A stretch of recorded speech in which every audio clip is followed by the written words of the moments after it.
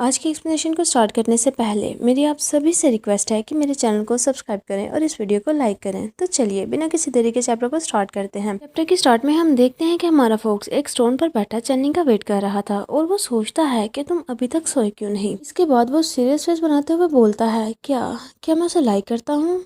और वो चैनलिंग की उसी मेमोरी को याद करता है जहाँ चैनलिंग उसे बोल रहा था कि ये मेरा बिजनेस है और तुम्हें इन सब चीज़ों के बारे में वरी करने की कोई ज़रूरत नहीं। इसके बाद वो उस मेमोरी को याद करता है जहाँ चैनलिंग और डायू एक दूसरे को हक करके लेटे हुए थे, जिसे याद करके हमारे फोक्स को काफ़ी ज़्यादा गुस्सा आता है और वो गुस्से से अपनी मुट्ठी को बंद कर लेता है। ये गुस्सा तो बस जेलसी की वजह से था। इसके बाद सीन चैनलिंग की तरफ शिफ्ट होता है जहाँ 15 उसकी बॉडी को लिख कर रहा था और ये 15 कोई और नहीं बल्कि डायू था, जो कि इस वक्त चैनलिंग के ड्रीम में अपनी रियल फेस के साथ आया था। हम देखते हैं कि डायू चैनलिंग की पूरी बॉडी को पागलों की तरह लिख कर रहा था जहाँ चैनलिंग उसे रोकने का ट्राई करता है मगर वो उसे रोक नहीं पाता।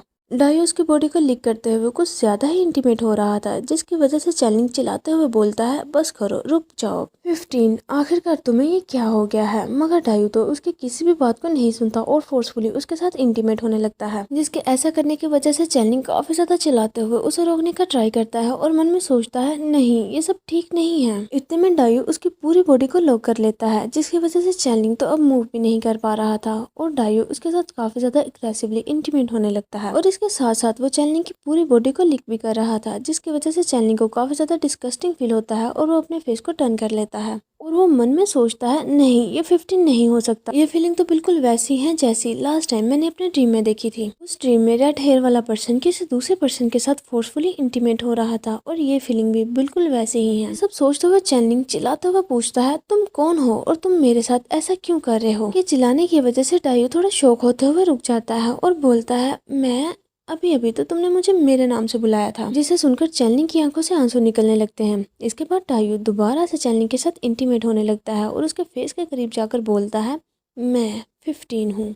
जिसे सुनकर चैनलिंग बोलता है, नहीं तुम 15 नहीं हो सकते और वो उसे खुद से दूर करते हुए बोलता है कि मुझे जाने दो। मगर डायू तो उससे दूर होने के बजाय उसे पकड़कर अपने और भी ज्यादा करीब कर लेता है, जिसके ऐसा करने पर चैनलिंग काफी ज्यादा चिल्लाते हुए बोलता है, मैंने कहा मुझे जाने दो, तुम 15 नहीं हो सकते। इसे सुनकर डायू थोड़ी देर के लिए रुक जाता है और वो फिर काफी ज्यादा गुस्से से चैनलिंग के एक हाथ को पकड़कर ऊपर कर देता है और बोलता है, तुम मुझे रिजेक्ट क्यों कर रहे हो, मुझे ध्यान से देखो, मैं 15 हूँ। जिसकी ये बात सुनकर चैनलिंग काफी ज्यादा रोते हुए अपने फेस को टर्न कर लेता है और मन में सोचता है, नहीं ऐसा नहीं हो सकता। जिस पर डायू चिल्लाते हुए बोलता है, तुम रो क्यों रहे हो, मैं यही तुम्हारे पास हूँ। इसके बाद वो चैनलिंग को कंसोल करने के लिए उसे हक करने का ट्राई करता है, मगर चैनलिंग तो काफी ज्यादा रोते हुए उसे उससे दूर पुश करता है और जोर से चिल्लाते हुए बोलता है, 15, और वो बार बार 15 को बुलाने लगता है। और इतने में हम देखते हैं कि हमारे फोक्स यानी कि रियल 15 को भी कुछ फील होता है और जब वो ध्यान से उस आवाज को सुनता है तो उसे चैनलिंग के चिल्लाने की आवाजें आती हैं, जिसे सुनकर हमारा फोक्स तो काफी ज्यादा शॉक हो जाता है। इसके बाद वो जल्दी से उठता है और जोर से जंप लगाकर उस आवाज की तरफ जाने लगता है और चिल्लाता हुआ बोलता है, चैनलिंग तुम कहाँ हो। इसके बाद वो पागलों की तरह चैनलिंग को ढूंढने लगता है और आखिरकार वो उस जगह पर पहुंच ही जाता है जहाँ से वो आवाज आ रही थी। मगर हम देख पाते हैं कि उस जगह पर तो कुछ भी नहीं था और हमारा फोक्स जोर से जंप लगाकर वहाँ पर जाने लगता है और इतने में ही वो किसी बैरियर के साथ टकराता है और काफी ज्यादा दूर जाकर गिरता है। वो बैरियर काफी ज्यादा स्ट्रॉन्ग था, यहाँ तक कि हमारे फोक्स की टक्कर से भी उसे कुछ नहीं हुआ था। गिरने के बाद हमारा फोक्स काफी ज्यादा घबराते हुए सोचता है, ये बैरियर ये यहाँ कैसे आ गया, इस बैरियर को यहाँ किसने लगाया होगा, यहाँ तक कि मैं इस बैरियर को नोटिस भी नहीं कर पाया। इसके बाद वो जल्दी से वहाँ से उठता है और अपने दोनों हाथों को उस बैरियर पर मारते हुए उसे तोड़ने का ट्राई करता है, मगर वो बैरियर तो थोड़ा सा भी अपनी जगह से नहीं हिलता। जिस पर हमारा फोक्स काफी ज्यादा गुस्से से मन में सोचता है, डैम इट, इस बैरियर की स्पिरिचुअल पावर पिछले बैरियर से डबल से भी ज्यादा है। चलने की आवाज सुनकर तो ऐसा लग रहा है कि जैसे वो इस वक्त काफी ज्यादा खतरे में हो, इसीलिए मुझे जल्द से जल्द इस बैरियर को तोड़ने का कोई ना कोई रास्ता तो ढूंढना ही होगा। इसके बाद हम बैरियर के अंदर का सीन देखते हैं जहां चैनलिंग डायू को खुद से दूर पुश करते हुए चिल्लाते हुए बोल रहा था, मुझे जाने दो, आखिरकार तुम हो कौन और तुम खुद को 15 क्यों बोल रहे हो, तुम्हारे ऐसा बोलने से मैं यकीन नहीं करने वाला। इतने में हम देखते हैं कि डायू चैनलिंग की ऐसी बातें सुनकर रोने लगता है और वो चैनलिंग के हाथ को पकड़कर बोलता है, मैंने हजारों सालों तक तुम्हारा इंतजार किया है और मैंने आखिरकार तुम्हें ढूंढ ही लिया, मगर तुम्हें तो मैं याद भी नहीं हूँ। ये बोलते हुए वो चैनलिंग के हाथ को अपने फेस पर रख लेता है और काफी ज्यादा गौर से उसकी तरफ देखने लगता है। ये बातों को सुनकर और ऐसे बिहेवियर को देखकर चैनलिंग काफी ज्यादा हैरान हो जाता है। इतने में चैनलिंग को लॉर्ड युनशु की मेमोरीज याद आने लगती हैं, जहाँ कोई पर्सन उसे बुलाते हुए बोलता है युनशु, मास्टर युनशु। जिसे सुनकर युनशु अपने फेस को टर्न करते हुए उस पर्सन की तरफ देखता है। हम देखते हैं कि वो पर्सन कोई और नहीं बल्कि हमारा फॉक्स था और उसने अपने हाथ में एक रैबिट को पकड़ा हुआ था और वो काफी ज्यादा एक्साइटेड होते हुए वो रैबिट युनशु को दिखा रहा था। और उस रैबिट की हालत इस वक्त काफी ज्यादा खराब लग रही थी, जिस पर लॉर्ड युनशु बोलता है 15। इतने में हमारा फोक्स काफी ज्यादा एक्साइटेड होते हुए लॉर्ड युनशु की तरफ भागकर आने लगता है और बोलता है, देखिए मैंने एक छोटा सा जंगली रैबिट पकड़ा है मास्टर युनशु, क्या मैं इस रैबिट को अपने साथ रख सकता हूँ? जिसकी ये बात सुनकर गैंगसू बोलता है, क्या तुम मजाक कर रहे हो? वो तो तुम हो जिसकी हमें टेक केयर करना पड़ती है। जिसकी ये बात सुनकर उसके पास मौजूद लेडी हंसने लगती है।